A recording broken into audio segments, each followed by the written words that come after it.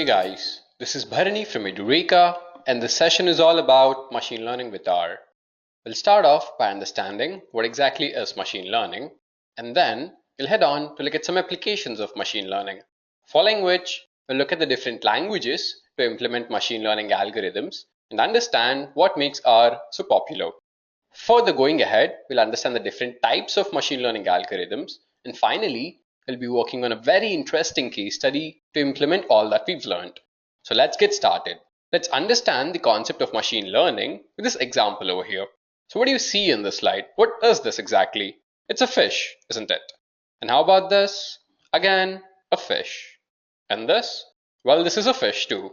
Now, how do you know all of these are fish? Well, as a kid, you might have come across a picture of a fish and you would have been told by your kindergarten teacher or your parents that this is a fish, and your brain learned that anything which looks like that is a fish, and that is how a brain functions. But what about a machine? If the same image is fed to a machine, how will the machine identify it to be a fish? So this is where machine learning comes in. We'll keep on feeding images of a fish to a computer with the label fish until the machine learns all of the features associated with the fish. And once the machine learns all of the features associated with the fish, we will feed it new data to determine how much it has learned. In other words, raw data or the training data is given to the machine so that it learns all the features associated with the training data. And once the learning is done, the machine is given new data or the test data to determine how well it has learned. And that is the underlying concept of machine learning. Now that we've understood what exactly is machine learning, let's go ahead and look at some applications of machine learning. The aviation industry uses machine learning for tasks such as finding optimal air routes, predicting flight delay, and dynamic pricing. And all of these are quite serious optimization problems which can be solved by machine learning. Marketing organizations are in love with machine learning. According to Twitter, 75% of marketing enterprises use machine learning to enhance customer satisfaction and also to improve sales of new products and services. Healthcare industry uses machine learning for drug discovery and disease prediction. Robotic surgery is also an application of machine learning. The Da Vinci robot is a device which helps doctors to perform surgeries with fine detail. Machine learning has wide applications in financial industry as well, such as building econometric models and finding out fraudulent transactions. Google's much hyped self-driving car and the automated drones used in military are also applications of machine learning. So those were the applications of machine learning. Now, let's move ahead and look at the different languages which can be used to implement machine learning algorithms. R and Python are the most widely used languages to implement machine learning, and that is because they provide wide variety of packages for the purpose of data science, machine learning, and visualization. MATLAB is another language which is used for image recognition and machine learning. Our good old Java also provides machine learning libraries such as Mallet and Deep Learning 4G. Let's understand why R for machine learning. R is a Turing complete language, that is, it can perform any computation which a Turing machine can, and thus we can perform tasks such as statistical analysis, predictive modeling, and also implement machine learning algorithms. R also provides both object-oriented and functional programming paradigms. And the best thing about R is it is a free open source software, and hence there are no licensing restrictions at all. It's time to look at the steps involved in building a machine learning algorithm. We'll start off by ingesting the data from various sources, and once the ingestion is done, the data needs to be cleaned so that simple insights can be found from it. After cleaning and understanding the structure of the data, we'll divide the entire data set into train and test sets and build the algorithm on top of the train set. Once the algorithm learns all the features of the train set, we'll check for the model's accuracy with the test set. And finally, we'll evaluate the result by using various parameters such as confusion metrics and root mean square error. We'll be implementing both the confusion metrics and root mean square error in a case study later on. So those were the steps involved in building a machine learning algorithm. Now, we'll have a look at the different types of machine learning algorithms. Broadly speaking, we have supervised, unsupervised, and reinforcement machine learning algorithms. So let's start with the first one. Let's understand what exactly is supervised learning. A supervised learning algorithm learns from a known data set with labels. That is, it needs a training data set to learn all the features. And once it learns these features, it is given the test set to check for its accuracy. Let's take this example. There is a student who is about to appear for a test. And before she appears for the test, she needs to train herself well so that she can perform well in the test. And this is the concept behind supervised learning. Some examples of supervised learning are classification and regression. So let's start with classification. Classification determines to which set of categories does a new observation belong. So in this example, if the observation is given the label man, then it is rightly classified. But if it is given the label woman, then the classification is wrong. Similarly, for the second observation, if it is given the label woman, it is rightly classified. Else, the classification is wrong. An example of classification is decision tree. It is a tree-like structure where all the internal nodes represent a test condition on an attribute, and all the leaf nodes are the categories into which the data is divided. Now we'll go ahead and implement the classification algorithm on top of the car purchase dataset. So let's head on to RStudio. This is RStudio, guys. So we'll use the read.csv function to load the car purchase dataset. The read.csv function is used to load a CSV file. We'll say view of car purchase, and this loads up the car purchase dataset. So this has the columns gender, age, estimated salary, and purchased. Now this denotes the gender of the person, this tells the age of the person, this tells the estimated salary of the person, and this column tells if the person has purchased the car or not. Now we can remove this column because this column does not serve any purpose. And to do that, we'll be using the deployer package. The deployer package is used for data manipulation. So the deployer package provides a function called select. So what we are doing over here is, from the car purchase dataset, we are selecting all of the columns except the first column and storing it back to the car purchase dataset. Let's have a glance at the modified car purchase dataset. So view of car purchase, and we see that the first column has been deleted. Now it's time to split the entire dataset into two parts. And to do that, we'll be using the CA tools package. We'll load the CA tools package with the help of the library function. The CA tools package has been loaded. Now the CA tools package provides us with the function sample.split, and this function takes two parameters. First is the column which is about to be split, and next parameter is a split ratio. So what we are doing over here is we are taking the purchased column from the car purchase dataset and we are dividing it into the split ratio of 65-35. That is, 65% observations of this column would have the true label, and the rest of the 35% observations will have the false label, and we'll store the result back into split values object. Now after doing this, we'll select the 65% observations which have the true label and store them into the training set. Similarly, we'll take the rest of the 35% observations which have the false label and store them into the test set. So we have our training and testing sets ready. After doing this, we can finally build our RPart model on top of the training set. So we'd have to load the RPart package, and we can do that with the help of the library function. RPart stands for recursive partitioning. The RPart package also provides us with the RPart function, and this function takes in two parameters over here. The first parameter is a formula, and we see that we have given the purchased column on the left side of the tilde symbol. That is, the purchased column would be a dependent variable, and all other columns except the purchased column would be our independent variables. Or in other words, we're trying to determine whether the person has purchased the car or not with respect to the estimated salary column, age column, and the gender column of the car purchase dataset. And we'll store this result in mod class object. So we've built the model on top of the train set. Now it's time to predict the values on top of the test set. And we can do that by using the predict function. So over here, the predict function takes in three parameters. First is the model build, next is the test set, and next is a type of prediction. And since this is a classification algorithm, we'll say type is equal to class, and we'll store the predicted results in result class object. So we have built the model on top of the training set, and we have predicted the results on top of the test set. Now it's time to build the confusion matrix using the table function. So let's understand this confusion matrix properly.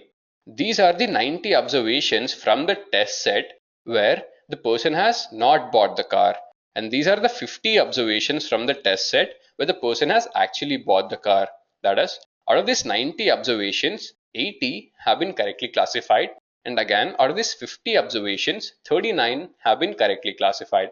And to find out the accuracy, we'll divide the left diagonal with all of the observations. So that'll be 80 plus 39 divided by 80 plus 39 plus 11 plus 10. And thus the accuracy of this model is 85%. So what we've done is we've built the classification model on top of the car purchase dataset, and we found out the accuracy of the model is 85%. Now let's head back and understand what exactly is regression. Regression is a supervised learning algorithm which helps in determining how does one variable influence another variable. So over here, we're trying to determine how does living area of the house affect the price of the house. Or in other words, over here, price would be the dependent variable and living area would be our independent variable. There are a variety of regression techniques such as linear regression, logistic regression, and Poisson regression. And for the purpose of this case study, we'll be implementing the linear regression model, and we'll be implementing this model on the diamonds dataset. So let's head back to RStudio. Now the diamonds dataset is part of the ggplot2 package. So let's load this ggplot2 package. Let's have a glance at the diamonds dataset. So we'll say view of diamonds, and this is the dataset. Let's understand this dataset. So we see that this is a data frame which has 53,940 rows and 10 variables. And over here, price depicts the price of the diamond in US dollars. Carat is a column which tells us the weight of the diamond. Cut is the quality of the cut. Color is the diamond color. Then clarity is a measurement of how clear the diamond is. X, Y, and Z tell us the length, width, and depth of the diamond in millimeters. Now it's time to again split the entire dataset into training and testing sets. And to do that, we would have to load the CA tools package again. Now we'll use the sample.split function from the CA tools package. And this time we'll take the price column and we'll split this price column in the 65-35 ratio. And we'll store the result in split values. After doing this, using the subset function, we will select the first 65% observations for all of those where split values tag is true and store them in trainrec object. Similarly, we'll select the rest of the 35% observations where the split values tag is false and store them in testrec object. And thus we have our training and testing sets ready. And now that we have our training and testing sets ready, it's time to build the linear model on top of the training set. To build the linear model, we'll be using the linear regression function. And this linear regression function takes in two parameters over here. The first parameter is a formula and the next parameter is a training set. And over here in this formula, we have given the price to be the dependent variable and all other columns to be the independent variables. That is, we're trying to determine the price of the diamond with respect to all other columns of the data set. And we'll store the result in modRegress object. So we built the model on top of the training set. Now it's time to predict the result on top of the test set. So we'll use the predict function which takes in two parameters over here. First is the model which we've built and next is a test set. And we'll store the predicted values in result regress object. So we built the model and then we have also predicted the results. Now it's time to bind the actual values with the predicted values. So these are the actual price values from the test set and these are the predicted values. And we'll combine these two and store it in the final data object. But this is actually a matrix, so we will have to convert this into a data frame using the as.dataframe function. Now let's have a glance at this final data object, view of final data. This gives us two columns which are actual and predicted. This tells us the actual diamond prices and these are the predicted diamond prices. Now we'll go ahead and find out the error in prediction. And that can be found out by subtracting the predicted values from the actual values. So we'll go ahead and subtract the predicted values from the actual values and store it in error object. We've done this. Now we'll also bind the error object back to the original final data object and store it in final data. Now the final data object has three columns, which are actual prices of the diamond, predicted prices of the diamond, and the error in prediction. But what if we wanted to find out the aggregate error in prediction? So we have something known as root mean square error. So as the name stands, we would have to take the square of the error, then we would have to take the mean, then we would have to take the square root. And this gives us the root mean square error. It needs to be understood that the lower the value of root mean square error, the better the model. So we've implemented the linear regression model and we've found out that the root mean square error of this built model is 1020. Now let's head back and understand what exactly is unsupervised learning. An unsupervised learning algorithm draws inferences from data which does not have labels. So let's take this example. Over here, there are students who do not require any external training and they can learn by themselves. And this is the concept of unsupervised learning. An example of unsupervised learning is clustering. There are many clustering techniques such as k-means clustering, hierarchical clustering, fuzzy c-means, and so on. The concept of clustering is simple. There is high intra-cluster similarity and low inter-cluster similarity. Now we'll go ahead and implement the k-means clustering algorithm on top of the iris dataset. Let's have a glance at the iris dataset. View of iris. So this is our iris dataset, which comprises of these 5 columns. Now, before we build the k-means clustering algorithm on top of this, we would have to remove the 5th column because the k-means can be applied only on top of the numerical values. So we'll be selecting the first 4 columns from this dataset and we'll store it in iris_k object. Let's have a glance at this. View of iris_k. Now we see that the 5th column has been deleted and we just have the first 4 columns. Now again, before we apply the k-means, you would also have to convert this data frame into a matrix. So we'll use the as.matrix function and convert this data frame into a matrix and store the result back into the iris_k object. Now after doing this, it's finally time to use the k-means function to divide our dataset into clusters.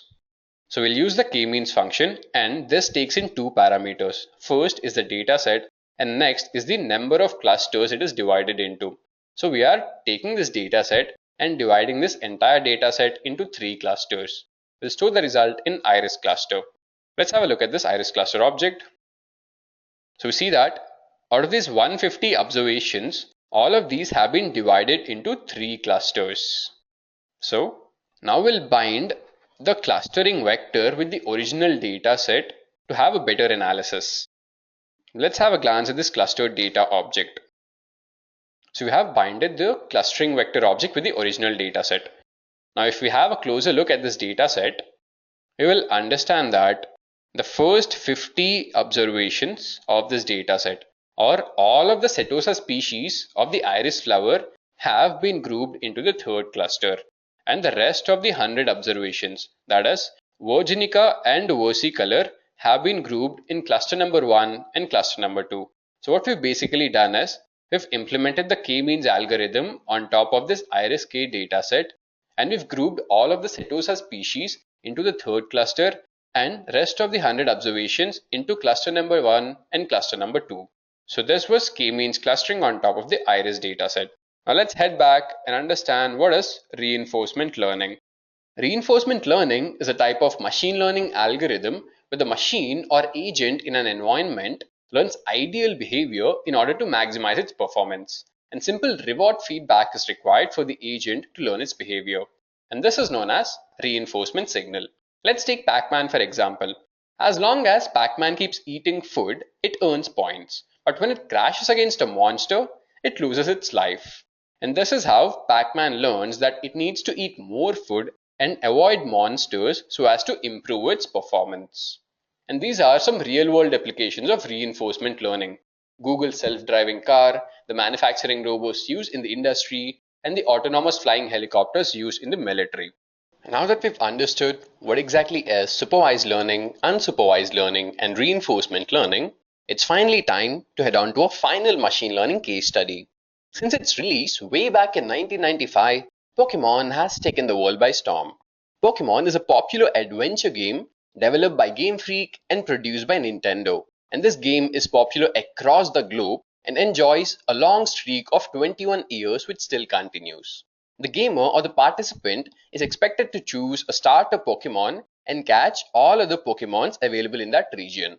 And the participant has to train his or her Pokemon by battling with other Pokemons to level them up so that they can compete with gym leaders to become the champion of champions.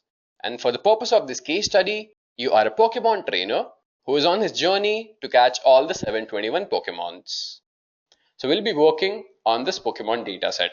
And as part of your first task, you have to select one grass Pokemon, one fire Pokemon, and one water Pokemon to fight in the Johto League. So let's go ahead with our first task. Let's load the Pokemon dataset with the help of the read.csv function. Let's have a glance at this dataset. So this is our dataset. These are all the names of the Pokemon. Type 1 tells us the primary type of the Pokemon. Type 2 tells us the secondary type of the Pokemon. This is the total of all the base stats. This is health points, attack, defense, special defense, the speed of the Pokemon. And this column tells us to which generation does the Pokemon belong to. This column tells us if the Pokemon is legendary or not. This gives the color. And this column tells us if the Pokemon has gender or not. This column tells us if the Pokemon has a gender, then what is the probability of the Pokemon being male. This column tells us if the Pokemon has Mega Evolution or not. These two columns are for height and weight of the Pokemon. This gives the catch rate of the Pokemon, and this is the body style of the Pokemon. Now that we've understood this Pokemon data set, now let's go ahead and also remove the first column of this data set, because again this does not serve any purpose. These are just row numbers. So let's go ahead and remove the first column. We'll require the deployer package for that. So let's load the deployer package, and we are removing the first column. Now if we look at the dataset again, we see that the first column has been deleted. Now we'll go ahead and rename the columns. So the type 1, so we can rename this to be primary type, and we can rename this column to be secondary type, and this could be renamed to health points, this to be special attack, and this to be special defense. We'll be using the call names function to rename all of these columns. So the call names function takes in the name of the dataset, and over here we give the column number. That is, we are changing the name of the column number 2 to primary type. Similarly, we are changing the name of third column to be secondary type.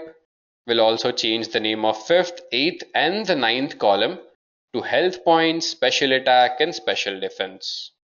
Now if we look at the dataset, we see that all the changes have taken place. So we have changed the names of these columns. Now let's understand the structure of this Pokemon dataset.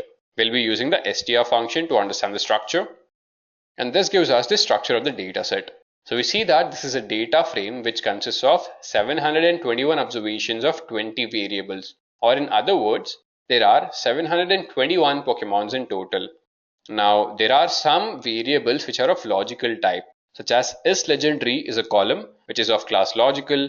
Similarly, has gender is a column which is of logical, and again has Mega Evolution is a column which is of logical type.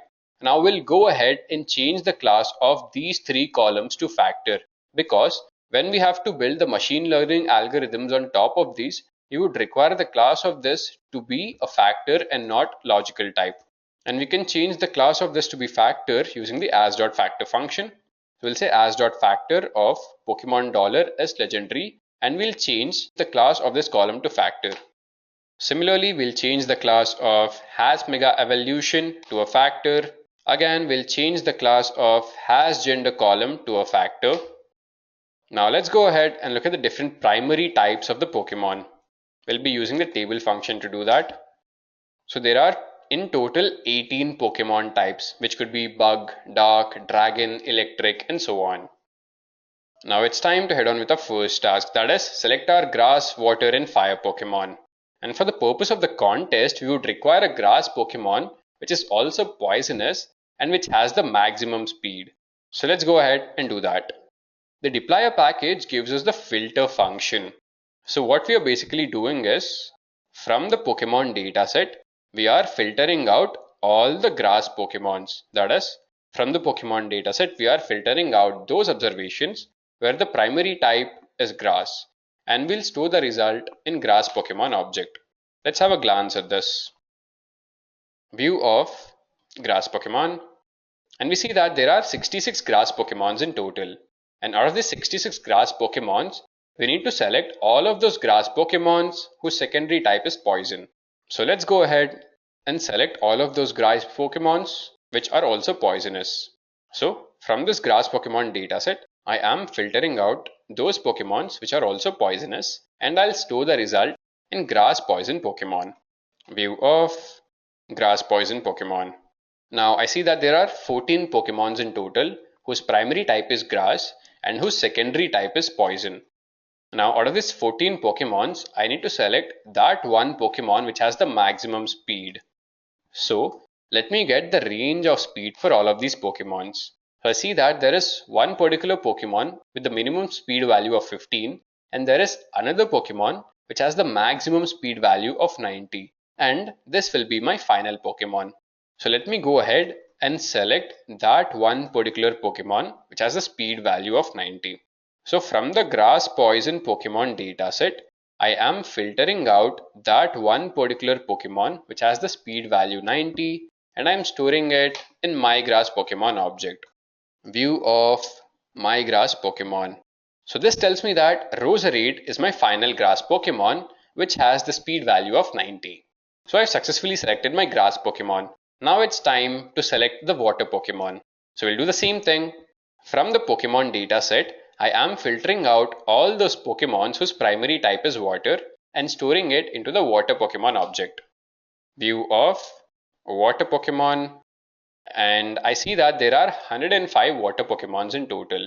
Now out of these 105 water Pokemons, I need to select those water Pokemons which are also psychic, because for the contest I need a water Pokemon which is psychic and has the maximum defense value. So let me go ahead and filter out all the psychic water Pokemons. So what I'll do is, from the water Pokemon dataset, I will filter out all those Pokemons whose secondary type is psychic and store it in water psychic Pokemon. Let me have a glance at this. So I see that there are 4 water psychic Pokemons, and out of these 4 water psychic Pokemons, I need to select that one particular Pokemon which would have the maximum defense. So let me find out the range of defense for these 4 Pokemons.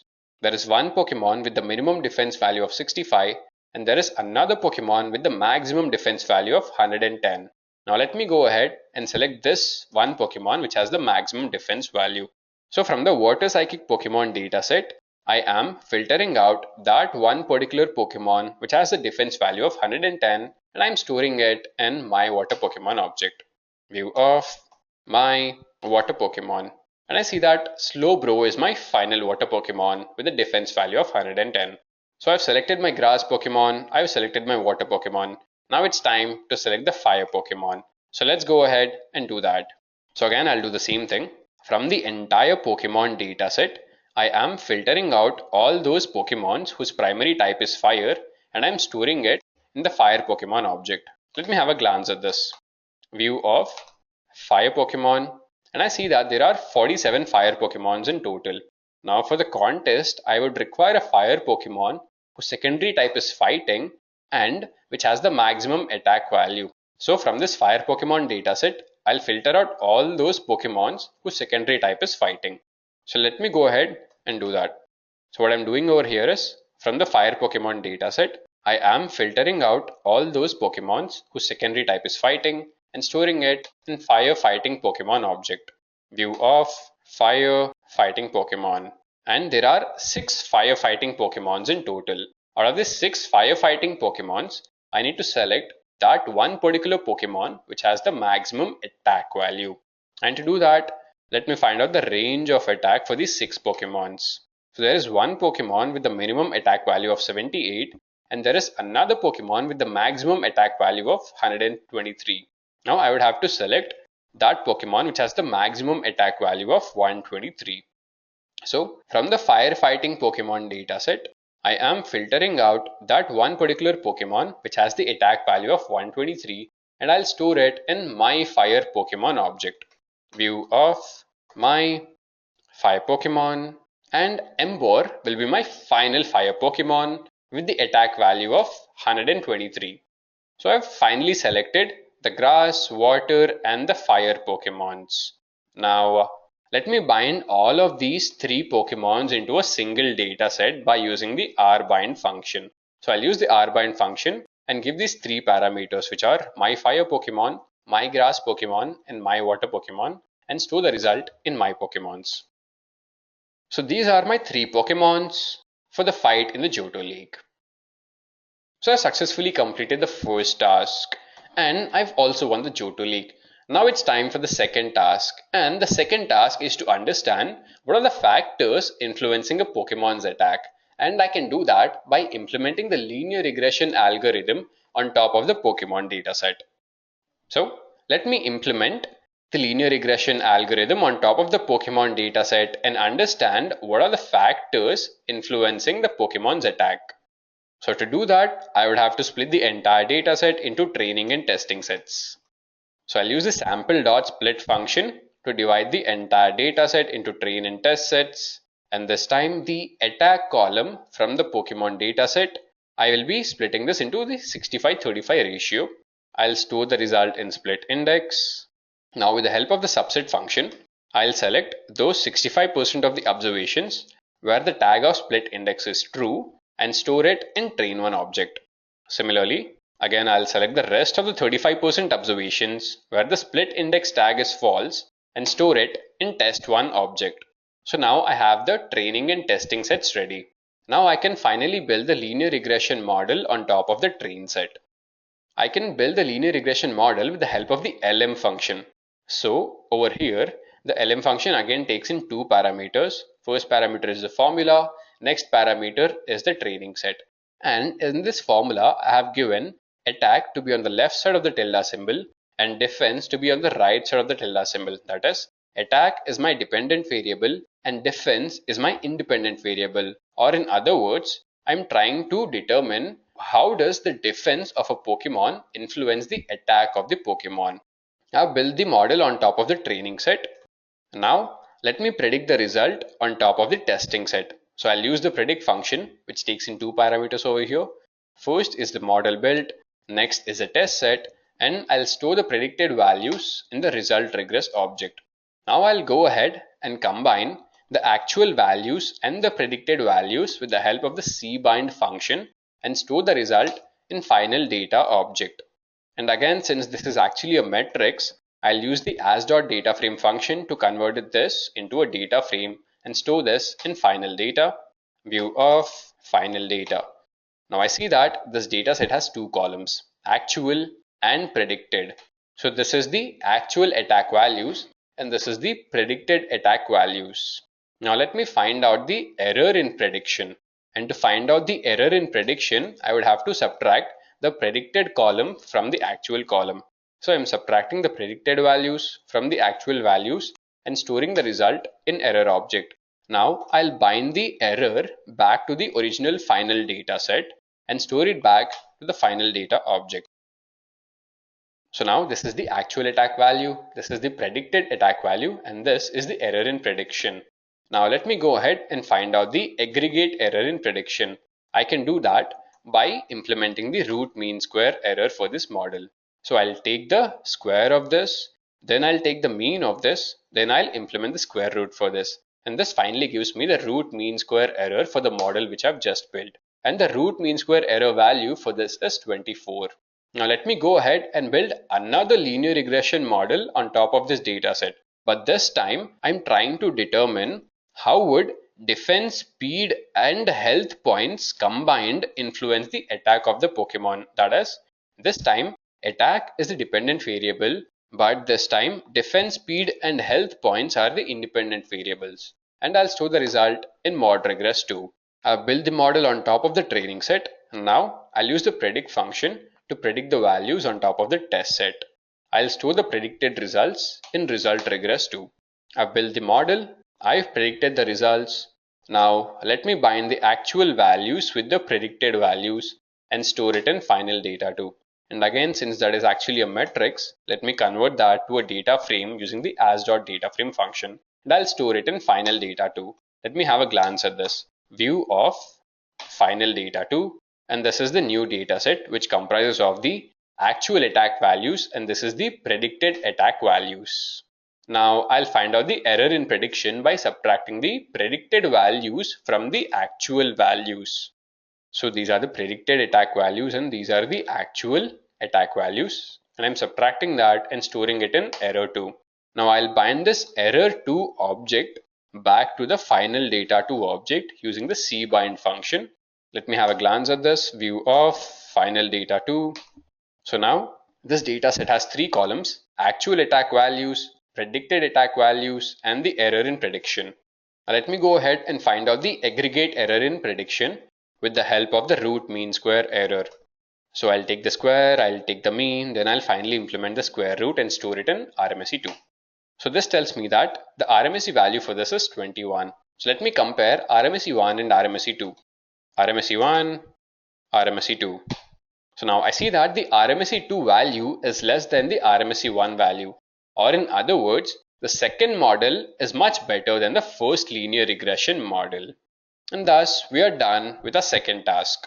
So we're done with the second task. Now it's time to head on to the third task. And we have to save the entire world by selecting all the legendary Pokemons. Or in other words, we would have to implement the classification algorithm on top of the Pokemon dataset to find out if the Pokemon is legendary or not. So let's implement the classification algorithm to find out if the Pokemon is legendary or not. Again, we would have to load the CAtools package. So this time the sample.split function would take the isLegendary column, and we are splitting the isLegendary column into two parts. So this column over here will be split into two parts where 65% observations will have the true tag and the rest of the 35% observations will have the false tag, and the result is stored in split values. After doing this, with the help of the subset function, I'll select those observations where the split values tag is true and store them into the training data. Similarly, again I'll use the subset function. Now I'll select all of those observations where the split values tag is false and store them in the test data. And thus I have divided the entire data set into training and testing set. Let me have a glance at the number of rows in training and the testing data. So there are 469 rows in the training data and 252 rows in the testing data. Now it's time to build the rpart model on top of the training set. So library of rpart, this would load the rpart package. Now again the rpart package provides the rpart function. So over here the formula is legendary tilde dot, that is legendary will be our dependent variable and all other columns would be our independent variables. Or in other words, we are trying to find out if the Pokemon is legendary or not with respect to all of the columns of the data set, and we'll store this result in mod1. So we build the model on top of the training set. Now let me predict the values on top of the test set. So this time the predict function takes in three parameters. First is the model build, next is the test data, and next is the type of prediction, which is equal to class, and I'll store the result in result1. So I have built the model, I have predicted the results, and now it's time to check for the accuracy of the model. Now this gives me a confusion matrix. I can also use the confusion matrix function from the caret package. So this confusion matrix function directly gives me the confusion matrix and also gives me the accuracy of the model built. So I see that the accuracy of this model is 98%. Now I'll build another classification model on top of this dataset, but this time I'll take attack, defense, and speed to be the independent variables and isLegendary to be the dependent variable. That is, I'm taking only three columns this time as the independent variables, and I'll store the result in mod2 object. So I've built the model on top of the training set. Now it's time to predict the values on top of the test set. So this time the predict function takes these three parameters, the model built, which is mod2, the test data set, and type is equal to class, which tells me that this is a classification algorithm, and I'll store it in result2 object. So I've built the model, I've made the predictions. Now it's time to build the confusion matrix. So again, I'll take the help of the caret package to build the confusion matrix. So this builds up the confusion matrix, and I see that the accuracy of the second model is 94%. So when I compare the first model with the second model, I see that the first model is much better than the second model. So now I have successfully completed all of the three tasks. So our first task was to select a fire, water, and grass Pokemon to fight in the Johto League. We've done that. And the second task was to understand how would a Pokemon's defense influence its attack. And we did that by implementing the regression algorithm. And finally, we've also implemented the classification algorithm to find out if the Pokemon is legendary or not. And this brings us to the end of this video.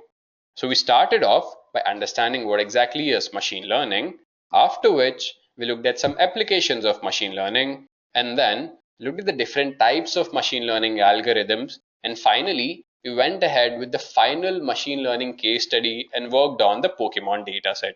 So hoping that you liked the video. Thank you. I hope you have enjoyed listening to this video. Please be kind enough to like it, and you can comment any of your doubts and queries, and we will reply them at the earliest. Do look out for more videos in our playlist and subscribe to Edureka channel to learn more. Happy learning!